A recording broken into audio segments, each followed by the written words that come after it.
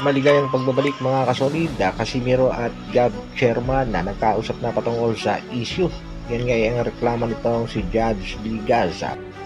Carl James Wonderboy Martin na kasado na ang laban na matalino talaga itong si Mr. Chance dahil target talaga nitong ilaban si Martin sa isang world title fight sa susunod na taon. Kaya sa kasalukuyan puro tune-up fight lamang.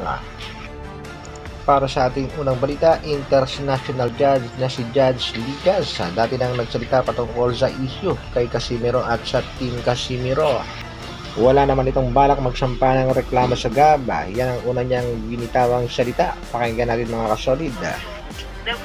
Siguro kung physically harm magsampa ako ng kaso doon sa GAB. Pahayag nga nitong si Judge Ligas ay magkasampa siya ng reklamo sa GAB kung sakali nga daw sinaktan siya nitong Casimiro Brothers. Halos mag-iisang buwan na rin ang nakalipas dyan mga kasolid at nakakapagtaka lamang sa kasalukuyan ay bigla na lang nagsampa ng reklamo itong si Judge Ligas mismo dito sa GAB.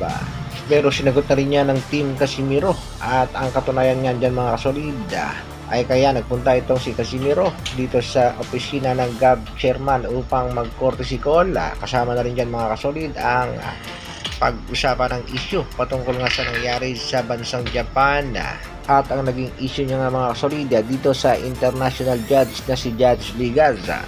Pinangaralan nga ang ating pangbato nitong si GAB chairman at sinabi nga nitong sana nga daw ay matauhan na itong si Casimiro. GAB to Casimiro, shape up please. Sa makatwid mga kasolid, bago nga nagsampa ng reklamo itong si Judge Ligas ay alam na ng chairman ng GAB ang naging problema dito kay Casimiro at dito nga kay Judge Ligas.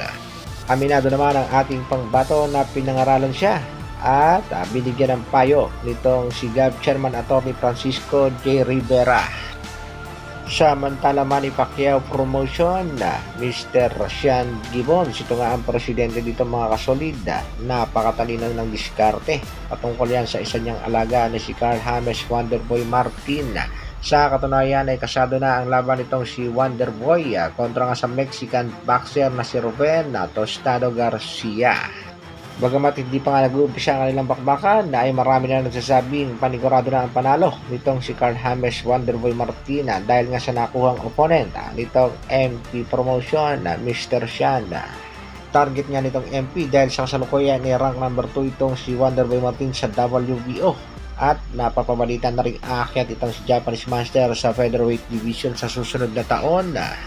Ibig sabihin mga kasolid, sa susunod na taon isang world title shot na nga para dito kay Carl James Wonderboy Martin at posibleng makasagupa ang alaga ng Vivo Promotion, MV Promotion na si Elijah Perza.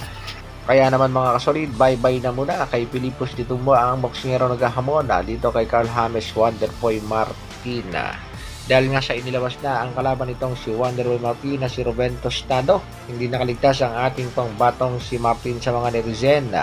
Ang galing ni Martin, world class ang kalaban. Hanep, ayon sa isang netizen naman, grabe ka. Napalakas talaga ng kalaban, rank 646. Kaya pala undefeated ang pambato natin si Martin dahil puro malalakas ang nakakalaban.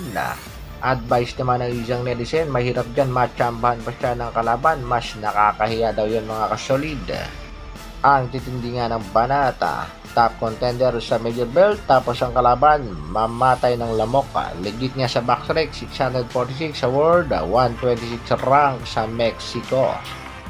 Sa kabilang balita naman mga kasolid, Treasure Boxing Promotion willing pa rin makipagtrabaho sa ating pangbatong si Angas ng Pinas. Ayon nga dito kay Japanese promoter Mr. Ito Masayuki, nakita niya ng lakas at galing itong si Cuadralas Gary Casimiro. At naniniwala rin itong Japanese promoter na ito nga ang diskarte ng Angas ng Pinas ang posibleng tumalo sa tinaguriang halimaw ng Japan na si Demaster Naoya Inoue. Bagamat hindi nga nakuha ni Alaz ang tamang timbang sa araw ng bakbakan ay humanga pa rin itong kanyang promoter dahil kahit na mayroong rehydration clause ay ganun pa rin pala kalakas ang Angas ng Pinas dahil ang kalabang si Sanchez pinatulog sa unang round Dagdag pa ng promoter, nakitahan na rin ng kahinaan itong Japanese master na si Naoya Inoue nang mapalaban dito kay Luis Pantera Neri. At kung sakali nga itong si Angas ng Pinas ang tumama ng ganyang kalakas na suntok dito sa halimaw ng Japan, paniguradong may paglalagyan itong si Naoya Inoue. Kayo mga kasolid, pabor ba kayong bumalik pa ang ating pambatong si Alas dito sa Japanese promoter? Isang shoutout kay Judge Ligaza, sana ay maresolba na ang problema sa pagitan niya at ng ating pangbatong si Angas ng Pinaza. At syempre, good luck sa laban ng ating pambatong si Carl James Wonderboy Martina. Shoutout din sa nag-iisang Angas ng Pinas at shoutout kay Chavita Simpson. Hanggang dito na lang muna mga kasolid. Maraming salamat sa patuloy na pagsuporta at panonood. Isang like naman dyan at sa mga bago, pa-like, pa-share at pa-subscribe na rin ang ating video. Mabuhay, bro!